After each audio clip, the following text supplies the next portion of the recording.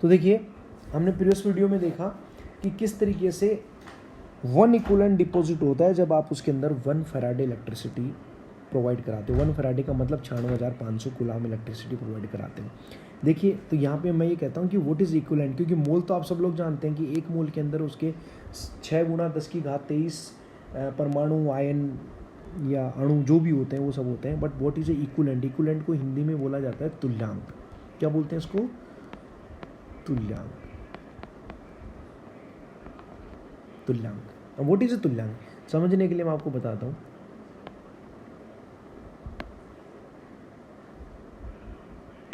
देखिए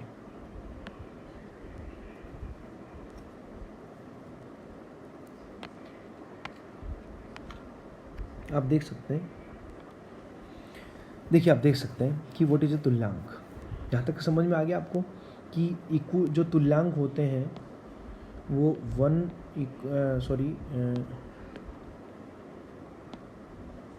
equivalent is equal to मोल बटे N. अब एन क्या है?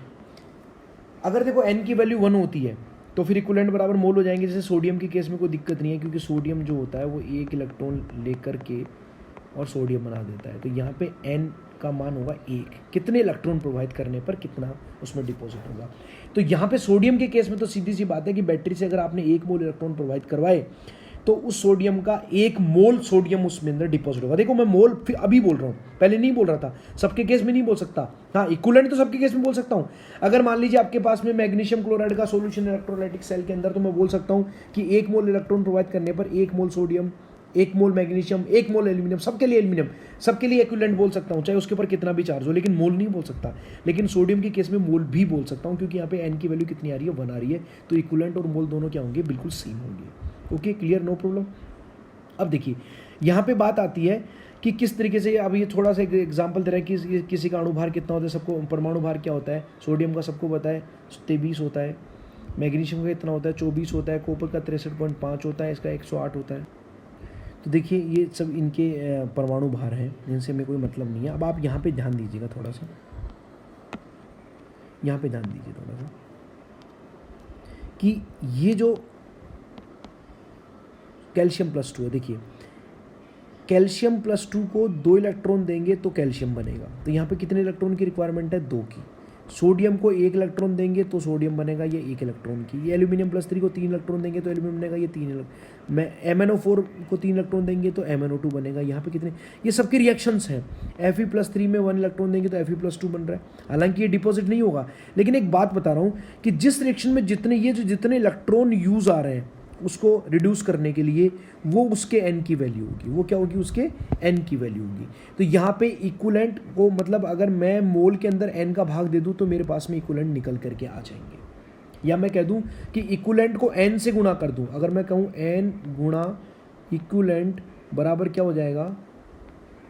मोल। अगर आपको मोल के अंदर गणित चाहिए कि मेरे को तो मोल पता करना है कि 1 फैराडे धारा या 1 फैराडे विद्युत प्रोवाइड करने पर कितना मोल उसका डिपॉजिट होगा, तो मैं कह सकता हूँ कि इक्विवेलेंट को n से मल्टीप्लाई करने पर मेरे को मोल मिल जाएंगे। तो यहाँ पे n की वैल्यू समझ में आ गई आप सब लोगों को कि उस प्रोसेस के अंदर उसको डिपॉजिट होने के लिए कितने मोल ऑफ इलेक्ट्रॉन्स चाहिए, कितने मोल्स ऑफ इलेक्ट्रॉन वहाँ पे चाहिए। वो सब डिपेंड करता है कि उसकी कितनी धारा वहाँ पे प्रवाहित होगी, कितना मोल उसका डिपॉजिट होगा। या मैं यहाँ पे एक चीज़ तो ध्यान रखना, मैं बार बार बोल रहा हूँ, फैराडे ने ये कहा कि 1 फैराडे विद्युत प्रोवाइड करने में, 1 फैराडे का मतलब 96,500 कूलाम। तो और कूलाम क्या होता है? I/T। 1 फैराडे धारा प्रोवाइड करने पर 1 इलेक्ट्रॉन उसका डिपॉजिट होगा। अब उस 1 को उसके नंबर ऑफ n से गुणा करके आप उसके मोल पता कर सकते हैं। समझ में आ रहा है? एक इक्विवेलेंट के बाद में अपन ये चीज़ें पता कर सकते हैं। देखिए नेक्स्ट, तो अब हम जो बात कर रहे थे कि वो किस तरीके से अपन इसको Z की वैल्यू को निकालेंगे। मतलब क्या, लास्ट में मैंने आप लोगों को बताया ना कि 1 फैराडे धारा विद्युत प्रोवाइड करने पर उसका 1 इक्विवेलेंट उसके अंदर डिपॉजिट हो जाएगा। तो देखिए अपन ये कह सकते हैं कि 96,500 कूलाम बराबर आपका 1 इक्विवेलेंट। समझ में आया? ये पता है ना, 1 फैराडे बराबर 1 इक्विवेलेंट, मैंने आपको बताया।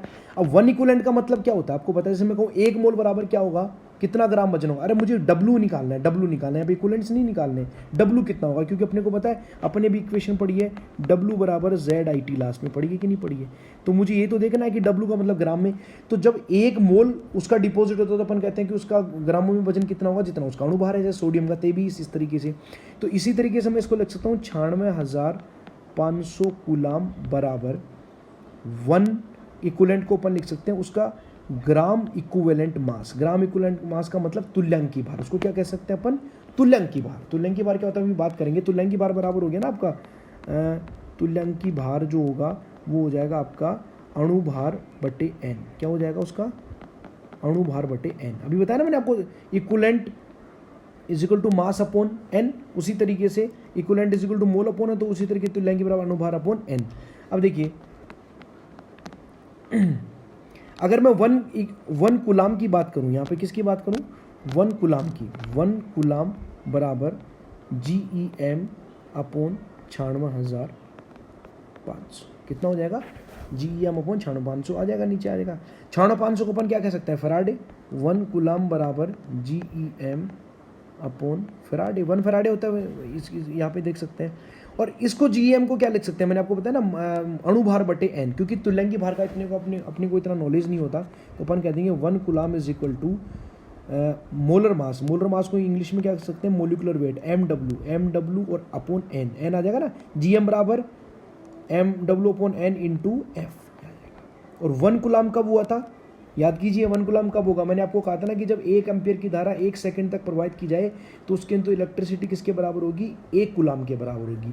तो 1 कूलाम को अपन क्या कह सकते हैं, Z की वैल्यू बोल सकते हैं, कि मैं यही तो देखना चाह रहा हूँ कि 1 कूलाम जब विद्युत प्रवाहित होगी तो कितना W प्रवाहित होगा। तो आपका जो W बराबर ZET है, तो W बराबर Z की वैल्यू आ गई आपकी ये वाली, molecular weight upon n into F into W, ये W रहा, IT एज इट इज रख दिया। Z की वैल्यू को मैं फिर बोल रहा हूँ, Z की वैल्यू क्या है, ये आप देखो नीचे लिखा हुआ है सारी चीज़ें, कि Z की वैल्यू क्या है, कि 1 कूलाम धारा प्रवाहित करने पर कितनी मात्रा में W डिपॉजिट होगा।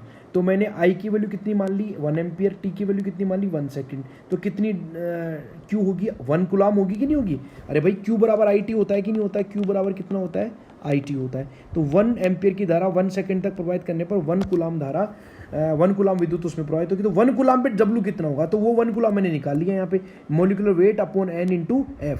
और इसको देखो, ये केवल फॉर्मूला याद रखने के लिए है केवल, बाकी मैं न्यूमेरिकल आपको इसको सोल्व करके बता दूंगा, कोई दिक्कत नहीं है। ओके, तो हम नेक्स्ट वीडियो में हम देखेंगे कि किस तरीके से इसके अंदर, या मैं अभी एक क्वेश्चन आपको सोल्व करके बता देता हूँ थोड़ी देर में, अभी इसके जस्ट बाद में अपन एक क्वेश्चन को देख लेते हैं। इसको हम एक एग्जांपल से समझते हैं, फैराडे लॉ को, देखिए कैसे। ये देख सकते हैं, एक क्वेश्चन हम सोल्व करते हैं। ए solution of copper sulphate electrolysed for 10 minutes with the amount of 1.5 ampere. देखो इंग्लिश में है, अब मैं आपको पूरा इसका बता देता हूँ कि यहाँ पे जो टाइम दे रखा है वो कितना दे रखा है, 10 मिनट। ओके, कितना दे रखा है, 10 मिनट उसने टाइम दे रखा है। उसको मैं सेकंड्स में चेंज करूँगा तो कितना हो जाएगा, 10 इंटू 60 सेकेंड्स।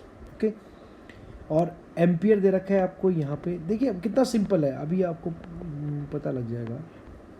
1.5 एम्पियर, ये आई दे रखा है, टी दे रखा है।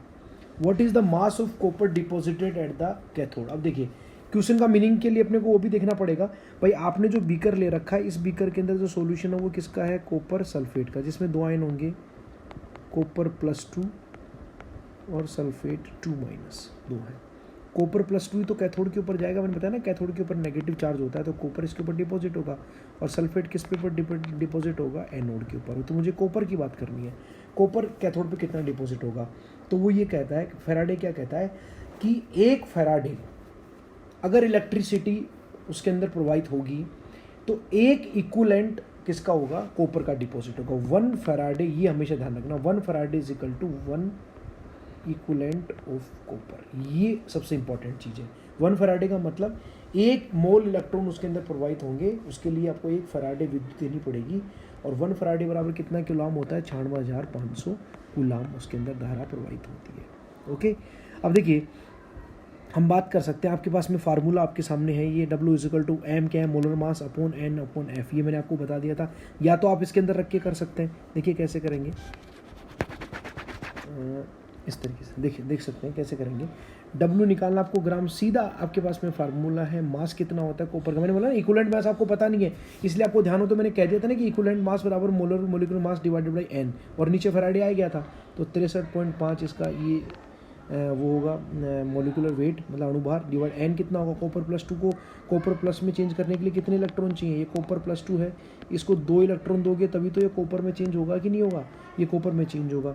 तो इसलिए क्या नाम है कि मैं कह सकता हूँ यहाँ पे N की वैल्यू कितनी आ जाएगी, 2 आ जाएगी। फैराडे बराबर 96,500, तो ये आ गया। I बराबर 1.5 एम्पियर है, T बराबर 10 है मिनट, इनको 60 से गुणा कर देंगे तो ये सेकंड्स आ जाएगा। इस तरीके से इसका आंसर निकाल सकते हैं। आपके लिए ये आप इसके स्क्रीनशॉट ले लीजिए, क्वेश्चन नंबर नेक्स्ट और ये वाले, ये सब चीज़ें आपको कल करके देखने हैं, बाकी का हम नेक्स्ट वीडियो में इन क्वेश्चंस को डिस्कस करेंगे।